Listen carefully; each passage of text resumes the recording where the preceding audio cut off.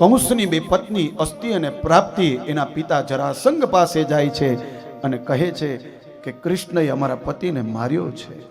અને ત્યારે 17 વખત એ જરાસંઘે એ મથુરામાં ચડાઈ કરી છે. કૃષ્ણ શું કરે તો કે જરાસંઘને જવા દે, એના ભેગો જે રાજા આવ્યો હોય ને એને મારી નાખે. આવું 17 વખત બન્યું ને. એટલે એ જ મથુરામાં રહેલો એક સાત્યકી નામનો એ બલરામનો શિષ્ય એવું બોલ્યો કે જ્યારથી કૃષ્ણ આવ્યા છે ને ત્યારથી મથુરામાં યુદ્ધ જ થાય છે, આ ભગવાનને ગમ્યું નહીં.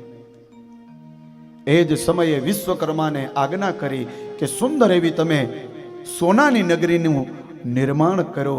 વિશ્વકર્માએ સુંદર એવી સોનાની નગરીનું નિર્માણ કર્યું છે.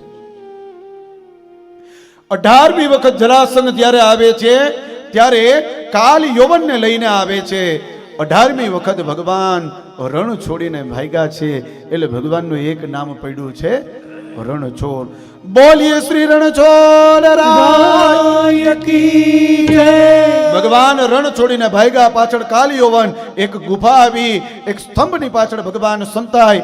એ પેલા એનો ઉપવસ્ત્ર એક રાજા સુતા હતા, એનું નામ મુચકુંદ રાજા છે. એની માથે ભગવાને પોતાનું ઉપવસ્ત્ર ઢાંકી દીધું, પોતે સંતાઈ ગયા. કાલ યૌવન આવ્યો, એને એમ કે આ કૃષ્ણ છે. એક લાત મારી પેલા મુચકુંદ રાજા જાગ્યા. આંખમાંથી અગ્નિ નીકળ્યો ને એ કાલ યૌવનને બારી નાખ્યો. ભગવાને 2 કામ કર્યા, કાલ યૌવનને મારી પણ નાખ્યો અને મુચકુંદ રાજા ઘણા સમયથી આ સૂતા હતા એને જગાડવાના હતા. અને પછી તો મથુરામાંથી યાદવોને લઈ પેલી જે સુવર્ણની નગરીમાં બનાવી હતી એ નગરીમાં પ્રસ્થાપિત કર્યા. લોકો પૂછે છે આનો દ્વાર ક્યાં, દ્વાર ક્યાં, દ્વાર ક્યાં?